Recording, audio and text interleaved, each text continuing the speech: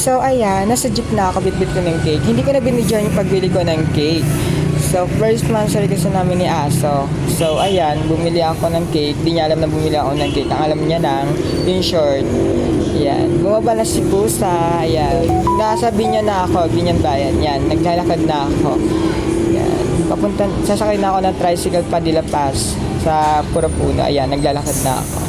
Hindi niya alam kasi na bumili ako ng cake kasi dati nagka-jowa siya. Parang hindi niya danas na bilang siya yung ma-effort siya ng jowa niya. So ako kasi ma-effort kasi ako about nagiging jowa ko. Ayan, binilang ko siya ng cake.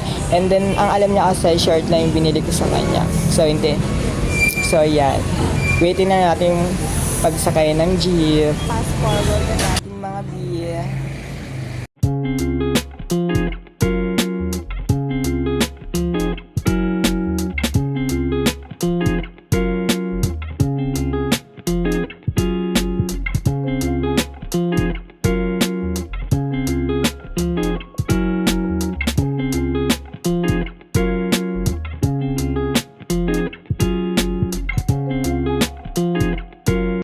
So ayan, dito na tayo sa kaya ng Dila Paz.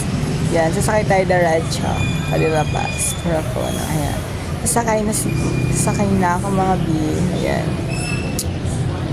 Si Aso kasi, nag-waiting na siya sa may tindahan. Naghihintay na siya sa tindahan. So ayan, bali, yun na. Bibigyan ko siya ng cake. Hindi ko alam kung anong reaction niya. Baka mga sabihin niyo, ba't may pabili-bili pa akong gato? Kasi ayun yung mga ganito, parang hindi niya kasi yung na-experience ng mga nagiging jowa niya. So, kasi, syempre, pag first monthsary, kailangan ma-effort ka. Syempre, pag once na maghiwalay man kayo sa isa't isa, meron siya mga memorable, di ba? Yan. Malapit lang kami sa Dila Paz. Pangalawang kanto lang kami, Yan, malapit na ako. Nag-aabot na ako ng bayad. So, ayan, malapit na ako. Nag-aabot na ako ng mga bayad, mga B. Ayan, bumaba na ako. And then, nahanap ko siya. Ayun siya. Ayan. O, diba? Ang pogi niya. So, wala lang. Wala siya pakialam. O, diba? Pero may... Birthday mo? Ha? Oh. So, ayan, naglalakad na si Asa. Bitbit niya na yung cage. Siyempre, may tuwa rin naman siya. Pero hinaghanap siya ng kandila, hindi naman yung birthday. Di ba yan, naglalakad na kami dalawa. O, di ba? Hanggang pati sa Nina Street namin dalawa. Yun lang, ganyan lang kami. Yan, pauwi na kami sa bahay. Welcome namin kayo sa aming bahay. Yan, madilim siya sa taas kasi napatay yung ilaw namin, mga B. So, ayan, di ba, wala kayong makita kasi nga nakapatay. So, ayan, hinahanap pa ni Asa yan. Oh, di ba napapagin ng aking Asa. Ayun yung binili ko yung short, mga B, ayan.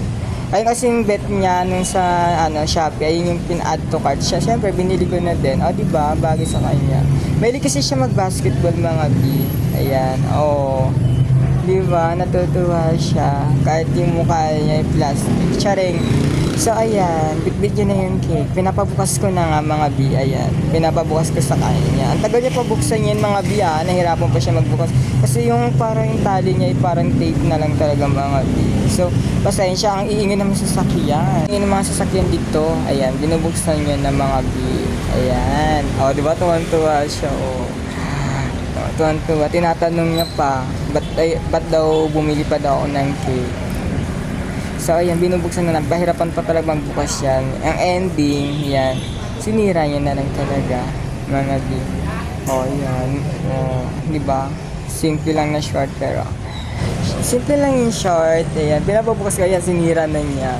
Bale, yan, sinira niya na yung gilid. Pero, buksan daw yung excited na buksan.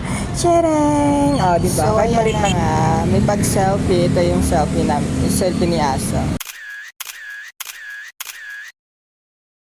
Yan, tuwan-tuwa siya. And then, lumabas kami, dalawa kumain kami. Kasi na-Tommy na rin ako, mga B. Ayan, o, diba? Pagkain. Tapos nga pala, hindi ko na video yung pagbili namin dalawa sa Dali. Ayun, namili na kami ng mga stock ng mga pagkain. Siyempre, diba, kailangan mag-stock ng food para oras ng emergency. May makakain kayong dalawa. Yan, naglalakad kami ni Asa pauwi na. Bit-bit niya yung binamili namin sa Dali. Yan. pauwi na kami dalawa. Fast forward natin mga B para